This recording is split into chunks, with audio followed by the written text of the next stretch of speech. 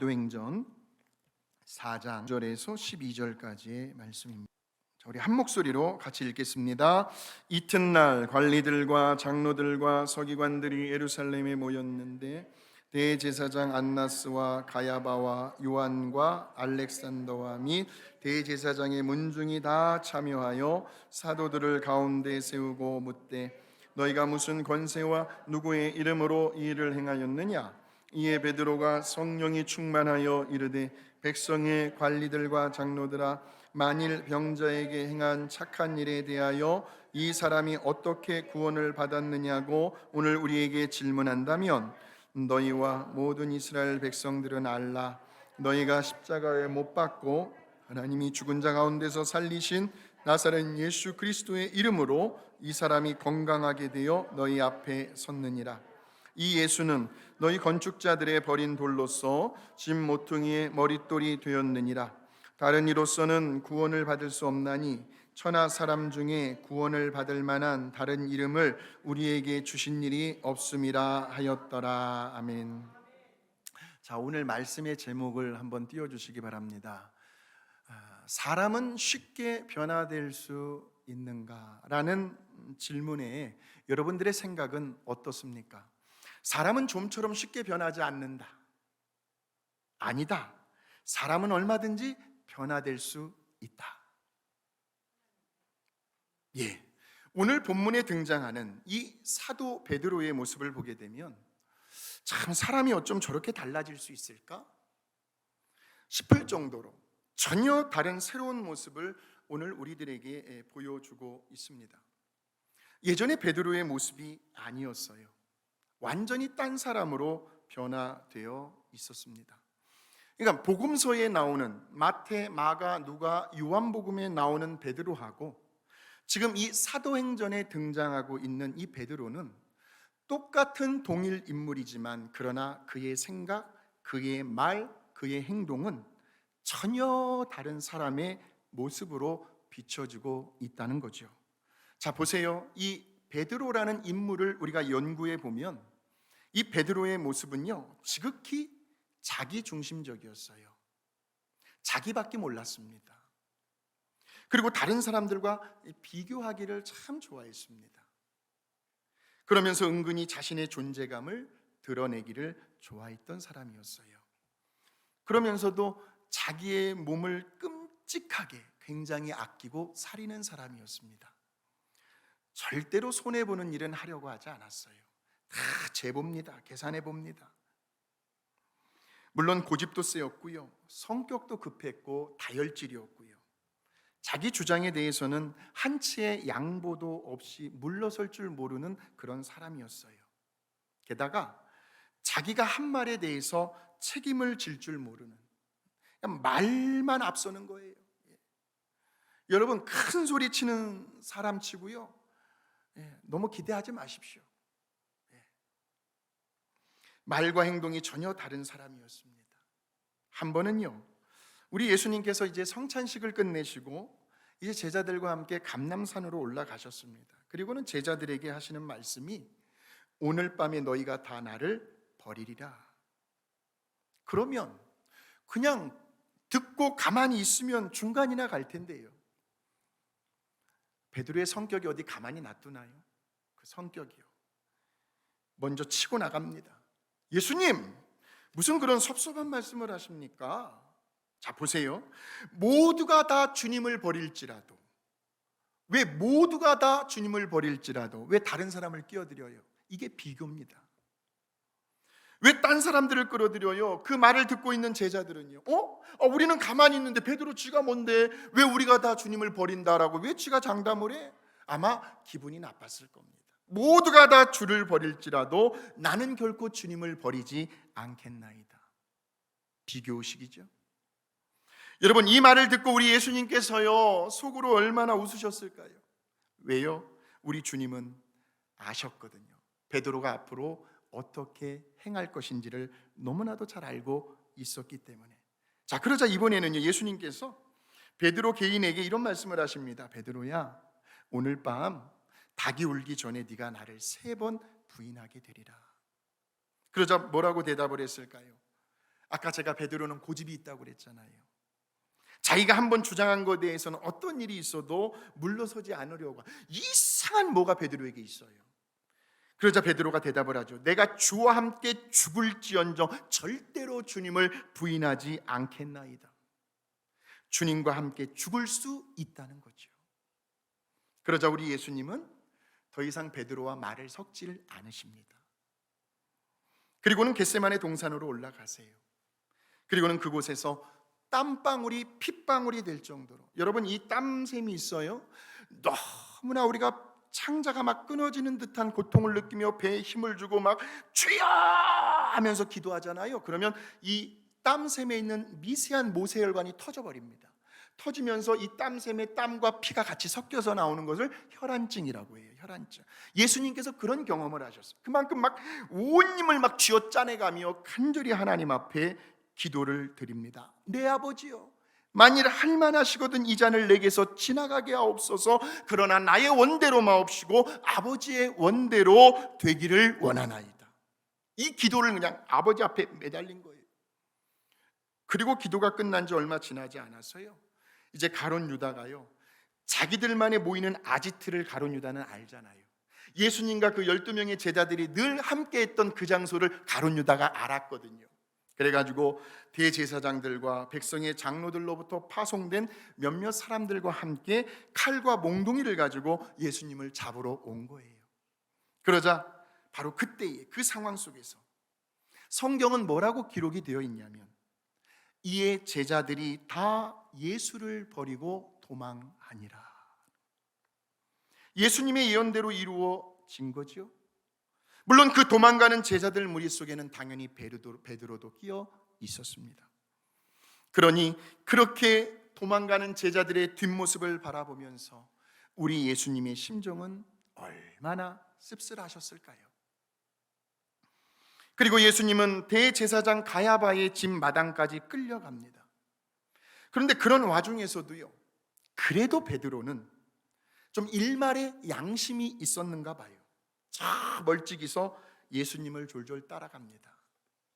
그리고는 그 대제사장 집들까지 들어가서 그 결말이 어떻게 되는지를 보기 위해 거기에 있는 하인들과 함께 쪼그리고 앉아 불을 쬐고 있었습니다.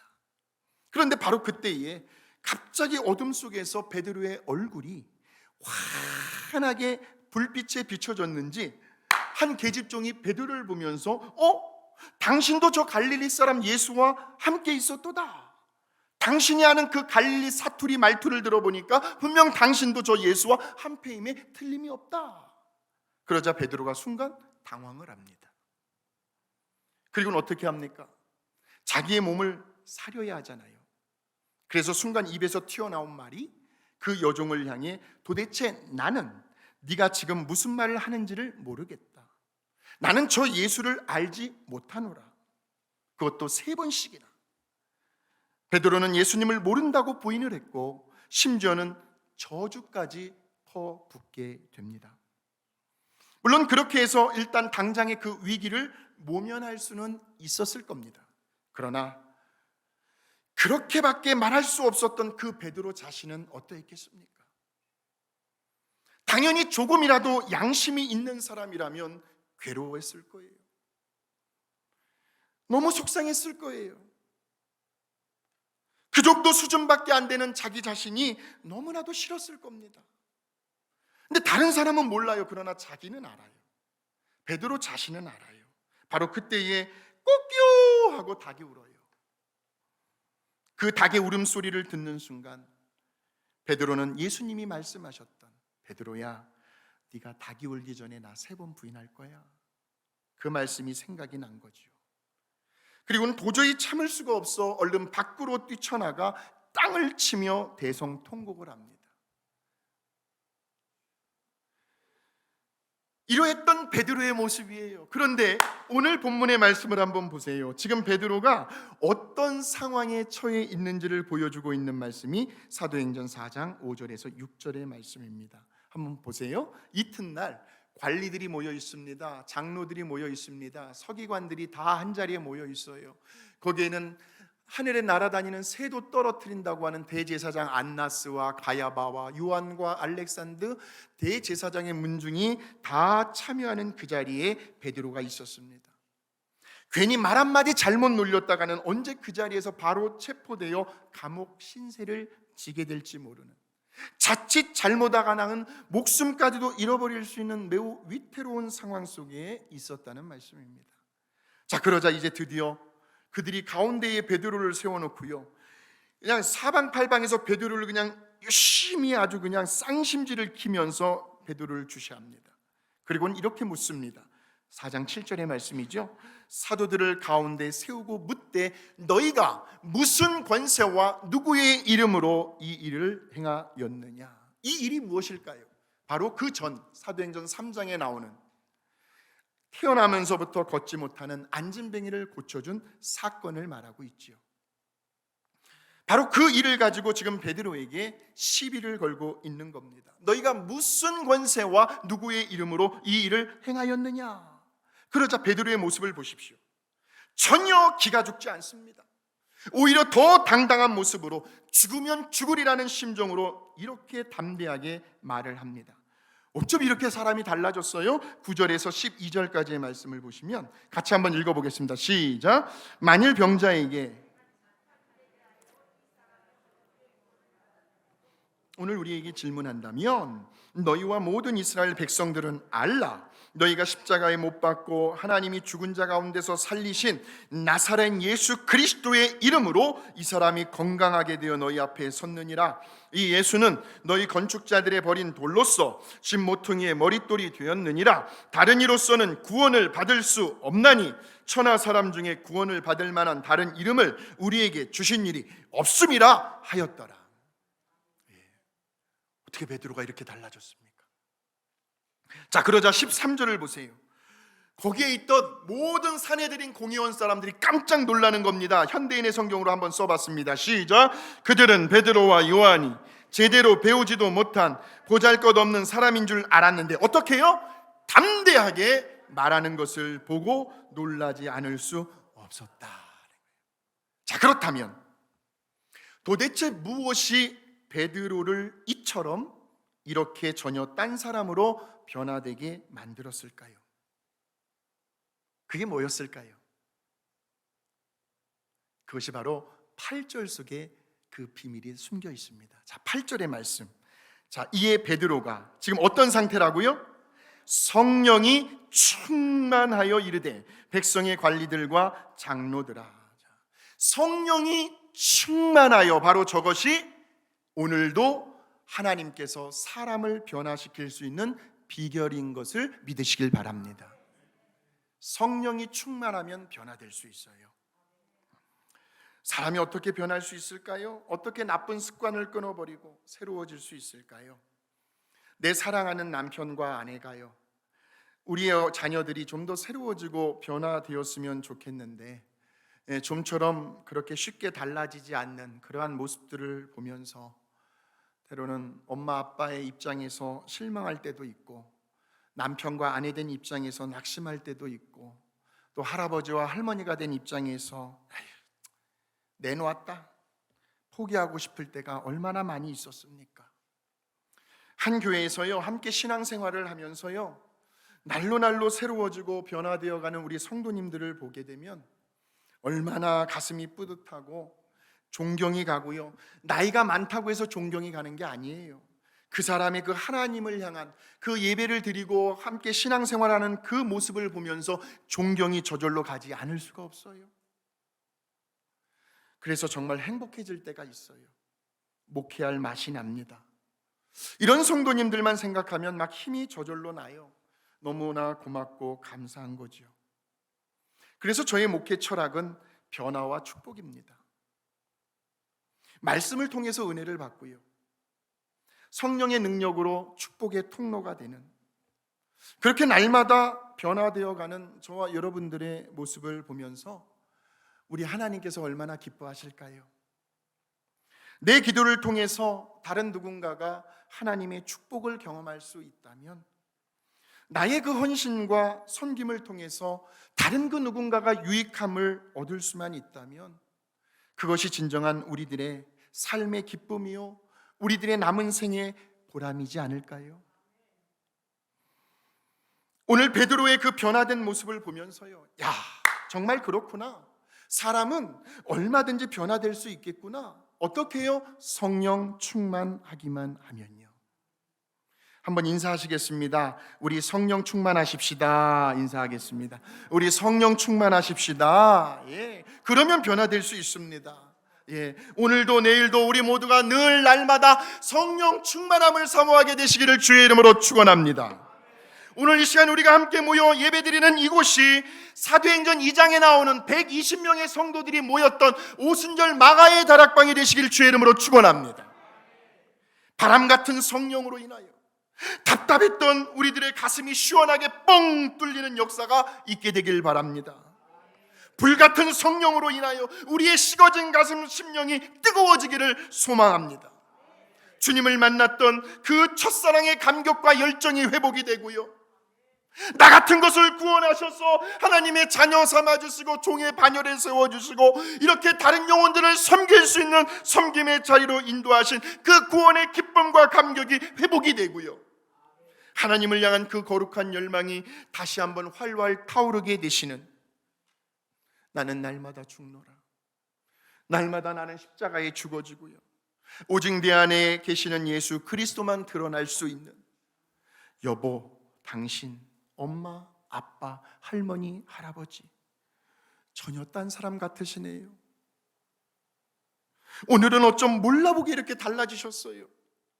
이렇게 날마다 매일 변화되어가는 그 놀라운 성령 충만함의 역사가 오늘 이 시간 이 자리에 우리 모두와 함께 하시기를 주의 이름으로 축복합니다. 우리 시간 성령님을 한번 사모하십시다. 성령이여 강림하사, 성령이여 강림하사 나를 감하시고 애통하며 회개한 맘 충만하게 하소. 성령이여, 성령이여 강림하사 그 신권능 주소서.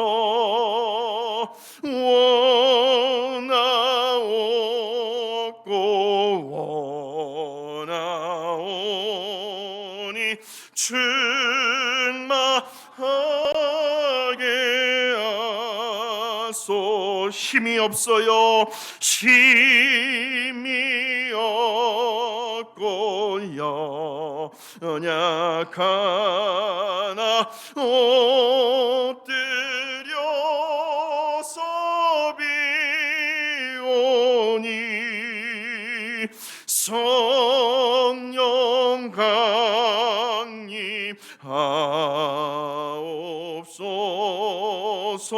충만하게 하소. 우리 두 손 높이 들고요, 예수여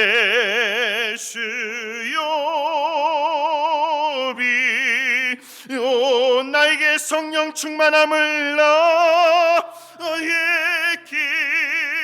기도 들으사 애통하며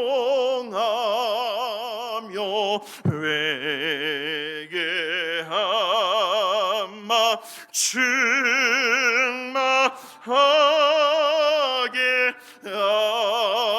하소서.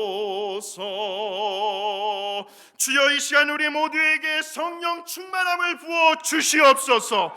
오늘도 나를 하나님의 거룩한 사람으로 새롭게 변화시켜 주시옵소서. 할렐루야.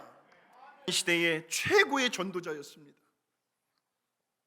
그분의 입에서 하나님의 말씀이 선포되어지기만 하면요, 그 말씀을 듣고 있는 청중들을 사로잡고 있던 악한 영들이 막 벌벌 떨며 무서워서 도망가는 역사가 나타났습니다. 막 말씀이 막 살아 꿈틀거리고 막 역사를 하는 거예요. 온갖 질병들이 막 치유가 되고요, 수많은 사람들로 하여금 막 가슴을 쥐어뜯으며 땅을 치며 통곡하게 하고 회개의 역사를 일으켰던 당대 최고의 복음 전도자였습니다. 바로 D.L. 무디 목사님께서 어느 날 성령 충만함을 입으십시오라는 제목으로 설교를 하셨어요. 그렇게 설교를 한참 하시는데요, 순간 성령 충만함에 대해서 이것을 어떻게 성도들에게 알아듣기 쉽게 잘 설명하고 전달할 수 있을까 순간 고심을 하다가 갑자기 무디 목사님께서 강대상에 올려져 있는 물컵을 들어 올립니다. 그리고는 물을 막 벌컥벌컥 다 마셔버려요. 그리고 나서 하시는 말씀이, 성도 여러분, 지금 제 손에는 빈 컵이 들려져 있습니다. 물론 이 컵 안에는 공기가 들어있지요. 그런데 저는 지금 눈에 보이지 않는 이 컵 안에 공기를 모두 없애고 싶습니다. 어떻게 해야 할까요? 그러자 잠시 동안 침묵의 분위기가 흘렀습니다. 그러자 무디 목사님은 주전자를 다시 들고 다시 그 컵에다 물을 붓기 시작을 합니다. 그리고는 하시는 말씀이 바로 이 컵 안에 물을 가득 채우게 되면 그 컵 안에 있던 공기는 자연히 없어지게 될 것입니다. 아주 적절한 비유셨어요. 깊은 깨달음을 주는 그런 비유셨습니다. 그러니까 지금도 사실 저와 여러분의 마음속에 한번 우리가 들어가 보십시오. 지금 내 안에 남들은 볼 수 없는, 보이지 아니하는 온갖 세상의 잡념들로 가득 차 있을 수가 있습니다. 섭섭하고 서운한 생각들, 그리고 당신 때문이야, 무슨 말이야 여보, 당신 때문이지, 남에게 책임을 전가시키려고 하는 비겁한 생각들, 부정적인 생각들이요, 또 사람과의 이해관계에서 오는 갈등들이 있을 수 있습니다. 일이 뜻대로 잘 풀리지 않아 찾아오는 고민들도 있을 겁니다. 몸이 아프니까요, 정말 만사가 귀찮아지잖아요. 아무것도 할 수가 없어요. 제가 몸이 아프면요, 우리 성도님들이 저를 또 돌봐주셔야 되고, 성도님들이 몸이 아프시면 또 제가 이렇게 또 돌봐드려야 하고요. 아무것도 진짜 막 몸이 불편해가지고 찾아오는 그 여러 가지 그 고뇌들, 경제적인 어려움으로 인해서요, 또 각종 여러 가지의 자식 걱정, 이제 사춘기를 막 들어서는 그 아이들 때문에요. 이건 어떻게 부모의 힘으로 할 수 있는 일이 없어요. 하나님께 맡겨야 되면, 하나님 저 자식에게 악은 모양이라도 바라보지 아니하게 하시고 악한 세력들은 일절 들어오지도 못하게, 저를 사로잡지 못하게 하나님 보호하여 주시옵소서. 하나님이 지켜주셔야 한다는 거예요. 근심과 불안과 초조함, 두려움들이 우리의 마음을 가득 채우고 있을 수가 있습니다. 자, 그렇다면 이러한 눈에 보이지 아니하는 부정되고 잘못된 이러한 감정의 상태를 우리는 어떻게 하면 깨끗이 비워낼 수가 있을까요? 어떻게 다 쏟아낼 수가 있을까요? 비결은 오직 하나라는 겁니다. 바로 저와 여러분의 마음 가운데 성령 충만함으로 가득 채우기만 하면 된다는 거죠. 그 성령 충만함의 비결이요, 어떻게 하면 내 안에 성령으로 충만하게 채울 수 있을까? 그 전에 바로 다 비워내어야 합니다. 그것이 바로 뭐예요? 사도행전 2장 38절에 나와 있습니다. 같이 한번 읽겠습니다. 시작. 너희가 회개하여 그리하면 성령의 선물을 받으리니. 성령 충만함의 비결은 바로 우리 안에 있는 모든 더러운 것들을 다 비워내는 것은 바로 회개라는 말씀입니다. 회개입니다. 오늘 이 시간 저와 여러분이 먼저는 하나님과 나와의 관계를 한번 돌아보시기 바랍니다. 하나님과 나와의 관계예요. 또한 나 자신과의 관계를 한번 돌아보십시오. 내 안에 어떤 못된 자아가 도사리고 있는지, 또 다른 사람과의 관계 속에서 또 해결해야 할 그러한 죄의 문제가 없는지, 그것이 체면일 수도 있고 자존심일 수도 있고요. 그래서 다시 한번 우리가 성령의 충만함을 사모하시면서 우리의 마음속에 아직도 찌꺼기처럼 남아있는 그 모든 온갖 더럽고 추한 죄의 그 쓴뿌리들을 뽑아낼 수 있도록, 그렇게 이 시간 하나님 앞에서 아주 진솔하게 낱낱이 자백하고 회개하며 부르짖을 때 하나님은 오늘도 하늘의 문을 활짝 열어주셔서 바람 같은 불 같은 성령으로 우리의 가슴을 시원하면서 뜨겁게 충만하게 그렇게 채워주실 줄로 믿습니다. 그럴 때에 세상과 나는 온데간데 없이 사라지게 될 것입니다. 여전히 존재하고 있는 문제와 환경의 여건들을 초월할 수 있는 힘이 생기게 되죠. 더 이상 문제가 되지 않습니다. 세상에서는 결코 맛볼 수 없는 폭풍 가운데서 주시는 그 하나님의 평안과 슬픔과 고통 가운데서 누릴 수 있는 그 기쁨을 우리는 누리게 될 것입니다. 누가 성령 충만한 사람일까요? 말씀의 지식을 많이 아는 사람이 성령 충만할까요? 오랜 시간 동안 하나님 앞에 기도한다고 해서 그 사람이 성령 충만한 사람일까요? 내 기도가 아무리 서툴고 어눌하다 할지라도 보혜사 인격자 되시는 그 성령님을 날마다 인정하고, 성령님 오늘도 내 안에 오시옵소서, 나와 함께 동행하여 주시옵소서, 성령님 이럴 때에는 어떻게 하면 좋을까요? 늘 성령님과 상의하고 대화를 나누며 그분의 인도하심을 따라 날마다 우리의 성품과 삶의 자세가 조금씩 변화되어 가고 있다면 바로 그 사람은 베드로처럼 성령 충만한 사람이라고 할 수가 있습니다.